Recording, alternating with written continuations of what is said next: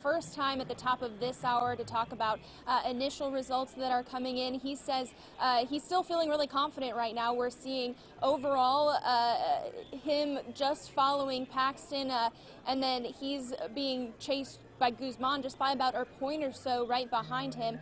He says he's looking forward to seeing the results of the border counties, which so far we've seen the Hidalgo County results actually showing Bush beating Paxton, not just coming in second place, but beating Paxton with 40% of the vote, with Bush, I'm sorry, having 40% of the vote, Paxton with 38% of the vote. So it'll be interesting as more early voting results come in within the next hour or so to see if those border counties turn out for George P. Yeah, definitely interesting there, Maggie. Again, the candidate has not shown up there, but he is facing an incumbent backed by former President Donald Trump. We have seen how much support that carries in this race. However, today you heard from Governor Abbott not weighing in on this particular race and how he voted. Tell us about that and the comments he made earlier today. Yeah, that's right. So the governor today from the Capitol held an event that wasn't related to his campaign, where then he was asked by a reporter at the end if Abbott himself had voted for Ken Paxton. Abbott then kind of chuckled and said that he wouldn't be revealing the results of his own personal ballot. But then the reporter pressed him and said, "Well, will you at least say that you support Ken Paxton?" And he said that he wanted to leave it up to voters to decide who they're going to support in this Attorney General's race. Kind of again just painting the picture of how contentious and how many high-profile names are going after the incumbent Ken Paxton.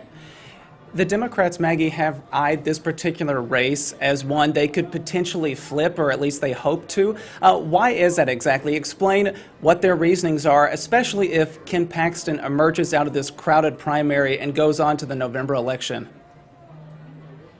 Well, it's interesting, Will, because not only are Democrats saying that if Paxton is on the ticket, that essentially will hand it over to Democrats, but Republican challengers are also saying the same thing, and they're trying to make the case that should Ken Paxton be the name on the ticket in November and the DOJ come and take action on his securities fraud case or his FBI probe before November, that essentially takes Ken off the ballot, but there's no legal code in Texas to replace his name on the ballot. So you can't put somebody who's behind bars in office, and so again, that would essentially just hand the race over to the Democrats in November. Mm-hmm.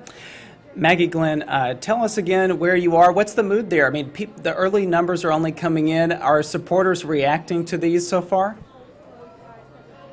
Yeah, so it's been a pretty quiet night so far. I will say it only started, what, 7:43? It only started about 43 minutes ago. The George P. Bush campaign is actually to my right, over my right shoulder. They're in a private room, so George P. is coming out periodically at the top of each hour. But the mood is light here. It still seems pretty positive, but again, we're expecting to hear from him in just about another 15 minutes as more of those results come in. So it'll be interesting to see how the mood changes.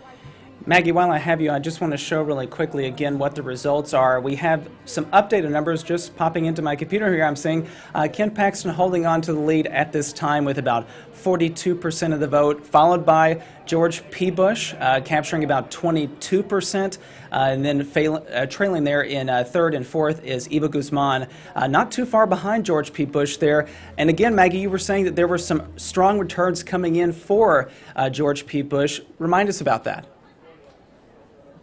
So yeah, like I was saying earlier, something that we heard from George P. Bush when he first came out for his first gaggle at the top of the 7 o'clock hour was he's waiting to see the results of the border counties. And we're seeing Hidalgo County specifically, the early vote there, 40% of early voters voted for George P. Bush. Paxton, the incumbent, is behind George P. in that county with 38%. So we'll see if that holds true for other border counties, but that's kind of telling. I will also point out, though, in the bigger cities like Dallas, specifically Tarrant County, that's where we see Bush and Guzman more neck and neck with only about a half a percentage point between them with early voting. So again, it's really early in the night, but it'll be interesting to see the different demographics and the different areas of our state pour in for this Republican primary race tonight.